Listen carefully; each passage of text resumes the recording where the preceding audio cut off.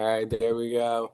Good morning, Mr. Broze. Well, it's afternoon for you. Thank you for being on the podcast, episode 8 of One to Come Up. You're the first guest I have from Europe, joining me all the way from Belgium today. So this is going to be extra fun, so thank you. So these Thank you past two, for having me. yeah, of course. So these past 2 weeks, with the new year and the holidays, I'm sure they've been pretty fun. Did you have anything interesting going on? Any plans or? Oh man, so yeah, very happy to be the first European here, and in Europe we praise ourselves with having long holidays. So just was just having some relaxed time, and trying to enjoy days off with my wife. We have a incoming baby for May, so preparing everything there. But yeah, it's been mostly helped me, to try to recharge my batteries and try to get ready for 2025, So yeah, but apart from that, we've signed some new contracts, with some US-based company on the West Coast, so that's very exciting. One is located in Bakersfield. Never been there, so looking forward to go there and start working with these folks. Well, that's an exciting start. Congratulations with your wife and your child. Thanks. Um, so Mr. Rose, I kind of like to start the podcast. Going back to as early as I can find out about you through research, and for you that was in college, and you had a little bit of an interesting college experience. I know you went to the several there, and the several international ones, which is kind of unique here in America. Normally, people just go to their local state college. Um, so yeah, if you could share that, that'd be very interesting for the American viewers here, how your So college experience was. yes, sure, sure. Like, so Belgium is a very small country. We are 11 million. I think the longest trip you can do by car is maybe max 2 hours, and then you're out of the country. So you pretty quickly, go out of Belgium, and then you have Europe, right? And I started my studies back here in Brussels, but then quickly we I wanted to do more, and explore new cultures. So I started studying in Asia, in Bangkok, in Thailand. So that's been very, very nice too. And also studied north of Belgium. There is the Netherlands, so also studied there. So yeah, I've been able to study in Belgium, in Asia, and also in the Netherlands. So it's been very interesting for us.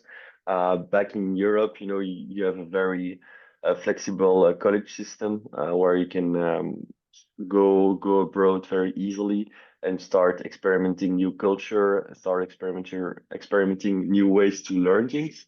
So that's been very helpful to broaden my understanding of the world and to broaden my perspective on my career too. So yeah, that was very nice, especially Asia, I would say. So I would definitely recommend anyone if there's the opportunity to study abroad to do it. Yeah. Yeah, I think that's becoming a new thing for American colleges studying abroad. This is actually the first time I heard of it. Was just the other week somebody was doing it. So that's certainly an interesting concept. So during this time as well, you were a Kairo Fellow. Am I correct? With a Kairo Fellowship. Yeah, Yeah, you're so right. if you could You, explain that, that's very impressive as well. you did your homework. Yeah, it's tricky because you're European to research, so I think we use like different data sets, but I still figured some things out. Okay, nice, nice, thank you. So yeah, been reached out by Kairos when I was studying in the Netherlands, I think, and they were starting this initiative of trying to federate young minds that are willing to impact our societies and trying to create more values for its citizens, right? Try to tackle those society-wide problems we are having. And that was the goal of the organizations being supported by people like Bill Clinton back in the US. Oh, So Yeah, it was a very interesting um, initiative. And when they reach out to me, we're looking for also to expand in Europe. And so yeah, naturally I applied. I went through interviews and then I started to attend events online and trying to see how I could help this or how I could participate in this community. So yeah, that was very interesting part for me. Why was it interesting? Because from my Belgian perspective, when I was still studying, I was very European focused, and very focused locally on my ecosystem, focused locally on my city, focused locally on my country. And I didn't really have this intention, to go abroad or wanting to actually to feel legit about going to the US, because my perspective of the US was always, you guys are so awesome, you're doing things, way better. Things are always different back there, and it's a bit, I would say, you get scared very quickly, from a European perspective about these American vibes, and you don't really feel that you can make it out there and try to establish relations with American counterparts and try to build a community there or a network back there. And so when these people from this organization were opening their application for European candidates, I saw that as a unique opportunity to actually go out of my comfort zone and try to also meet American minds and meet the American culture and really see if actually I could try to learn more so that I can integrate those learnings for my future professional career. So yeah, that was very interesting experience to actually experience the Americans' way of doing things, which for me was very different. Yeah, that's very interesting. I never knew in Europe that you guys had the stereotype that in America we did things differently. I mean, of course we do, but I wouldn't necessarily say we do them better or in any, um, xenophobic way. But I think we're from what I learned of this podcast, I think we're kind of on par with you guys though. Yeah, I think there is some a lot of similarities, between the US and Europe. But I would say when you look at the education aspects, Um, I would say you guys are way more entrepreneurship driven, You're way more trying to empower young ones to do initiatives like you're doing yourself, trying to, it's way more, I would say, way more natural in the US to go out of your comfort zone and to try to make, make things move by yourself, and in Europe, think we are really less we are way more risk adverse, I would say, and because that's been taught by us, and by the way people evolve around us. So I would say that's a big difference between US minded education and European minded education, is that we are way more risk averse and way we are not taught to take initiative. We are not taught to go out of our comfort zone. We are not taught to create companies. For us, the ideal career path is to enter a big company and to follow that path. It's starting to change, but those mindsets take time, and those habits takes a lot of time to change. So I would say that's the biggest difference, and that's also why the biggest companies in the world, like tech companies and all those big changing, world changing, and society changing companies, are a big part from the US and not from Europe, right? It's because you guys have that in your DNA. Yeah, I think that's a big factor.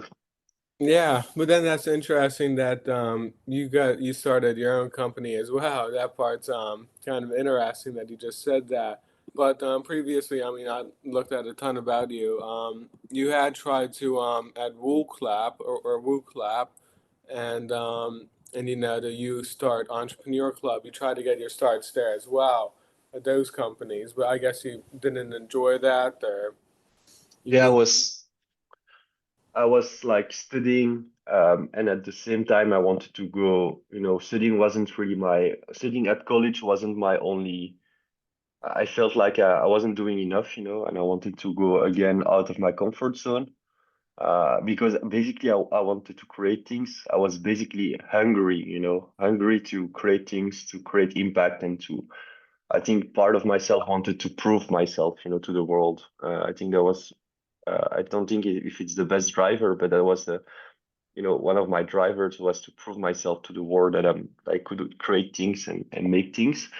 And when I was studying at college, I started an internship in this company called WooClap. That's like, trying to revolutionize the way you interact during college classes. It's now a very big company, at least from a European standards, Yeah, and from a startup perspective. And so, yeah, I was doing that. And for me, I learned a lot from the CEO, because it was a startup company and he was kind of mentoring me. And so he pushed me a lot, in very positive direction. So that helped me a lot to again be the person I'm today.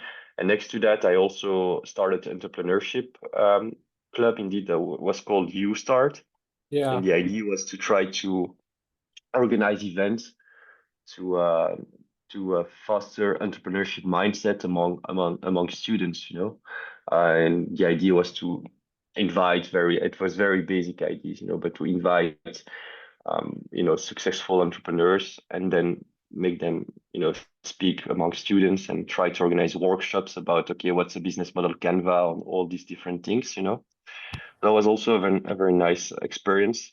And then with you start, I would just like to add that because there was also a bit um, very interesting on my side is that we organized a trip to Harvard, okay, Harvard in Boston.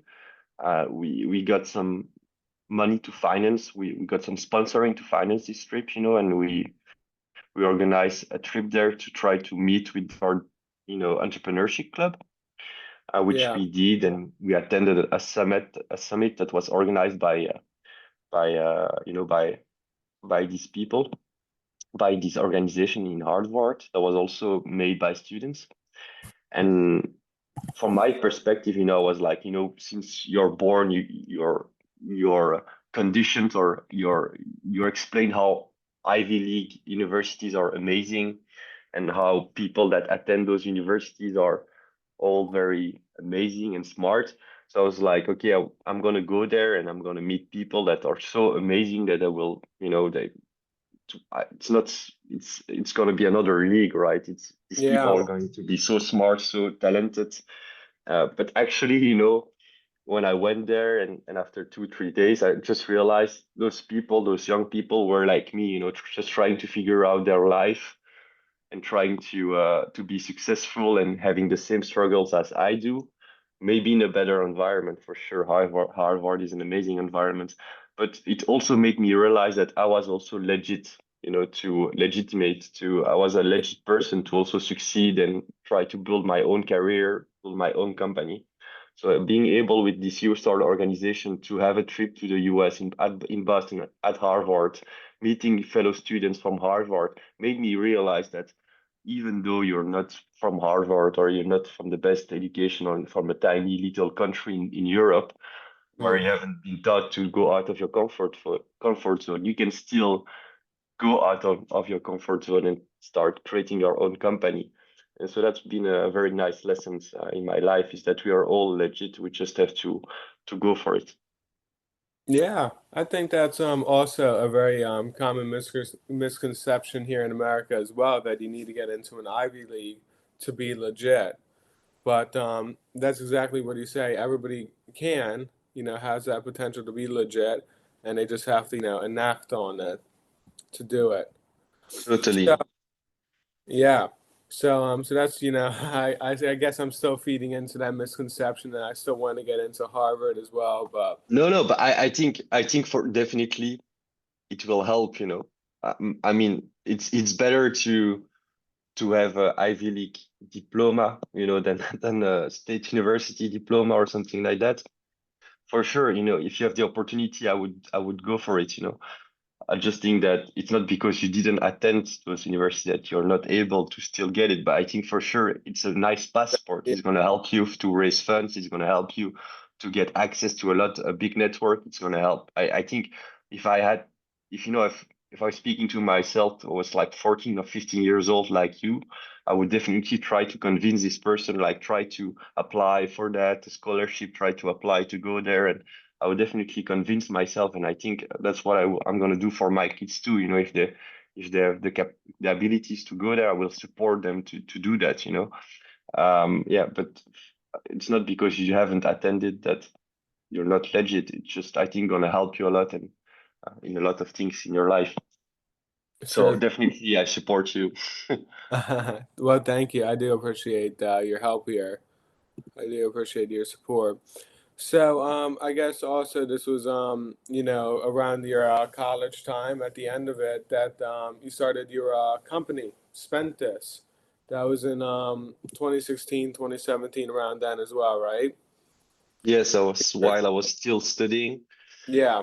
We were still studying with my co-founder Florin, and we started our own company called Spentys. Indeed, it was basically a side project, you know, next to university, next to college. Again, with this fed by this same willingness to go out of my comfort zone into creating. And then this you know this small company started to the ideas started to evolve more and more, and we eventually got some funding, and then we decided to go full on. And after a couple of years now, it's been 7, 8 years. Spenty is still there. Yeah. That's pretty amazing that for 7 years you've persisted and 7 years you've grown, not worldwide, but we'll get to that later. So, so it's interesting. You started with Hub Brussels, right? Hmm. The firm, and that's a little bit of a startup. And so you're the first person actually on the podcast to have gone through like a startup accelerator. So could you describe your experience through there? Yes. So you have to imagine I studied business engineering. So it's a mix between engineering classes and business classes. It's something very specific from Belgium. So I had in engineering classes and business classes. And then with my co-founder, he studied like biomedical engineering. Okay. And so we together we wanted to create this company in the medical field, in the orthopedic field, which is Spentys. You know what we do now at Spentys is we basically have developed a digital workflow that enables orthopedic hospitals to digitalize their production for custom-made orthopedic immobilization devices and prosthetics. So basically, the value we bring with Spentys is we lower production cost, but we also improve patient care and patient satisfaction.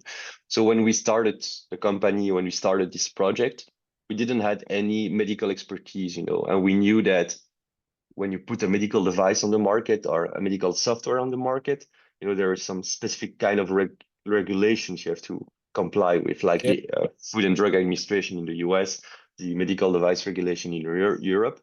And so that's why we decided to enter dedicated startup accelerator program for medical device companies, which was called MedTech Accelerator and supported by Hub Brussels, which Hub Brussels is basically the organization supporting startups in Brussels. And so that's why we decided to go into this accelerator program, because we had no knowledge of the medical industry, no knowledge of the regulatory aspects and the regulatory framework. And so we identified basically an accelerator that would help us answer all those question marks around how to put a medical device on the market. Yeah, and they certainly did help you because that was around 2016, 2017, and then by 2020 you were already expanding into Abu Dhabi, right, with ZHO. Yes, indeed. So, yes, you really did a good, good amount of homework. Yeah, Uh, try to figure everything out about your career. I couldn't yes, figure anything out between 2016 and 2017, and 2019 and 2020, but you didn't find anything on that? no, I only Okay. found 2016, 2020, and not in between. Yeah, there was not a lot. We were, prototyping a lot during those years. We were still trying to study, combine our studies with the company. We started to hire our first employees. We got investors on board, and then quickly we had the opportunity again by Hub Brussels, to go on a trade show in the Middle East, in Yeah. um, in Dubai, which is part of the United Arabic Emirates, the UAE, and Abu Dhabi is part of it. And Abu Dhabi, yeah, has a state organization called Zayed Higher Organization, which is basically helping people, handicapped people to get a job, but also providing healthcare needs to them, healthcare services to them, sorry. And so, yeah, that was our big international customer, where we basically convinced them to work with us and use our software to 3D print custom-made orthoses and prosthetics. And yeah, that was thanks to this fair that we did abroad, and also enabled us, yeah, to gain our first major customer abroad. Yeah. So that's kind of interesting that from Belgium you went all the way to the Middle East. Did you have anything going on in Europe though previous to that or Yeah, we were starting to expand a bit, but we thought from a value perspective, that we wanted to make a software, yeah. and the software is way more scalable, than physical device. It's easier to export, easier to implement, easier to sell. I mean, than a physical object. Can be discussed, but what I mean is the scalability, and the growth potential of a software as a service model is more exponential than producing piece by piece a physical device. And so we thought that going straight away abroad was going to help us from a value perspective and from a value perception, Perspective. Perspective. Yep. that investor were gonna, like, enjoy and see, like, those young people are already going abroad in the Middle East. So the potential of the technology is huge. And so Yeah. that would help us increase the perceived value of the company, right?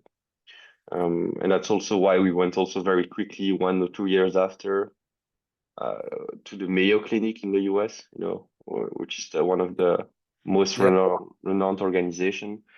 And that's also driven by trying to demonstrate to the market that we are working with big names, and the goal there was to help us, again, try to legitimize ourselves among the market, so that even though we were very young and we weren't coming from with a medical DNA in ourselves or medical training, that we were still working with those key opinion leaders, and thus the market had to trust us, because we were doing something great. And so this drive of working abroad and working with bigger organization was also driven by a commercial need to try to ease our international expansion, right? But to come back to your question, for sure, we also focused on our domestic market, because that was also something very important. The mistake I think we did on our domestic market is that we went too quickly on the market. Too quickly we To the tried to market. validate something, and we went too quickly on the market, and we made a bit too many mistakes on the product. So that was maybe a mistake we did, where we could have maybe waited a bit more to validate the whole solution before going too fast on the market. Because the result today is that the Belgian market is not our biggest market, because we still have a lot of trust to regain and rebuild with the local providers. So yeah, I think we it has definitely helped us a lot, all those mistakes, but then again, it hasn't helped from a reputation perspective. But now it's changing, because we're still there and still having successes, and we have learned from our mistakes. But yes, yeah. So we were still busy in the domestic market, yes. Yeah. So the time we were just talking about, for the reviewers, who has been around 2020, and I learned then again in 2023, you joined another like accelerator beyond the Beyond program. So that was another interesting move because I thought because I would think I figured you were kind of had matured beyond like a startup. So what was the decision to go behind another accelerator? So, from you have to consider that yeah, it's our first career path, it's our first career move, Spentys. So we have limited experience, we haven't worked in a company of limited amounts of years, of limited amounts of experience we had. So that's why we first decided to enter this accelerator program. The first one we did, and now you're speaking about the second one called Beyond. And Yeah, after it was in 2023, I think that's what you said, right? yeah, Yes, and so uh, there basically it was a different Spentys with different Louis Philippe too. I was also different. My co-founder was different. We had learned a lot, but the challenges we were facing were different. It was more scaling, not startup challenges anymore, but scale up challenges. yeah, Like trying to rationalize the team, trying to keep the team motivated, having very a clear vision um, about the product vision, for example. Trying to rationalize the sales department. All those things that you have to do after you achieve the product market fit, and where you're starting to be pulled by growth. All those things that you've put aside because you're still a very small team, and because you can still figure out the 10 of you. And all those things that we put aside, create processes, in, plan to incentives our employees, a strategy really on the product development side, and rationalize the product development, all those things that we didn't do because we said, okay, we're doing it after. We had to start doing it because the company was growing, but still we had limited amount of experience and we wanted to be guided. And so that's why we choose to join this second accelerator, which is called Beyond Accelerator. yeah. And it must have worked pretty quickly because then the next year you were on Forbes. So yeah. So what happened between 2023 and 2024? How did they help you? I think one of the major aspect they help us with is our commercial pipeline or commercial or how we could really start, scaling or commercialization, and I think that's been Yeah, something we were struggling with, um, is trying to really have a consistent approach in selling where we could, easily scale. And so that's been a key aspect in changing Spentys as a small organization to organization that is still small but growing, but where the potential or the commercial potential was now better defined and with a clear plan to take it on. So that they have helped us a lot with that. Another aspect that helped us a lot also is making sure we were building the right team with the right competencies, with the right fit between our culture and what those people wanted. And I think all those two aspects combined together help Spentys to evolve and then yeah to to create an interest from organizations like Forbes or other organizations to actually underline that we as young entrepreneurs, uh, we were doing a great job. For sure, there are still challenges. There were still challenges, and there still are challenges. But that we already had answered a lot of them, and that we were growing in the right direction. Um, yeah. So yeah, I think from a outside perspective, having two people that launched their companies during their studies, in the medical industry, even though they are not coming from a medical background, and they are now having a medical device which is on the market and commercialized in more than 16 countries. I think that was kind of a positive things to try to put into light to inspire other young individual to maybe take the same step, you know. Yeah, it certainly is inspiring to look at your story and how it's not the Okay. easiest in Europe to be an entrepreneur.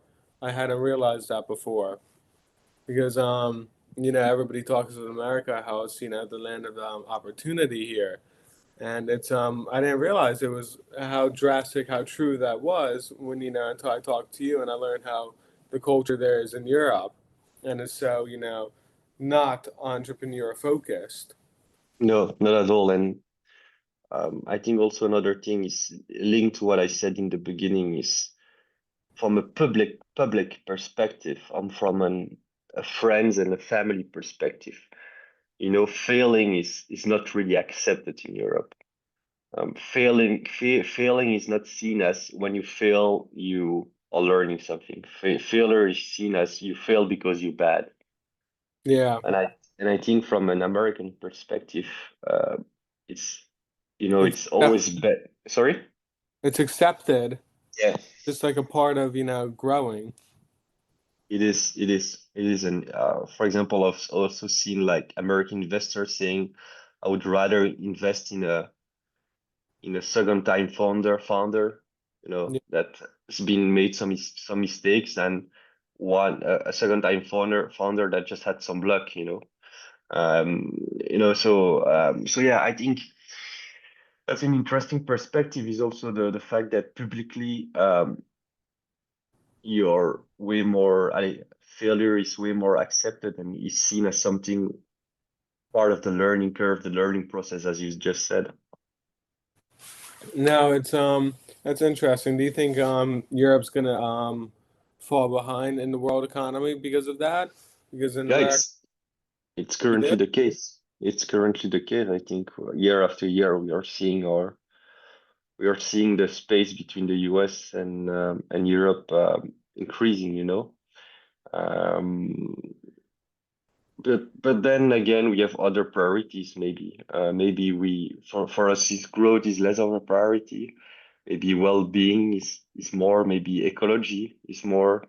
Maybe we want less growth in Europe, and maybe we are driven by other purposes than just economical growth. You know. So I think it's a matter of priorities, but if we consider the economical aspect, for sure we are lagging behind more and more compared to the US.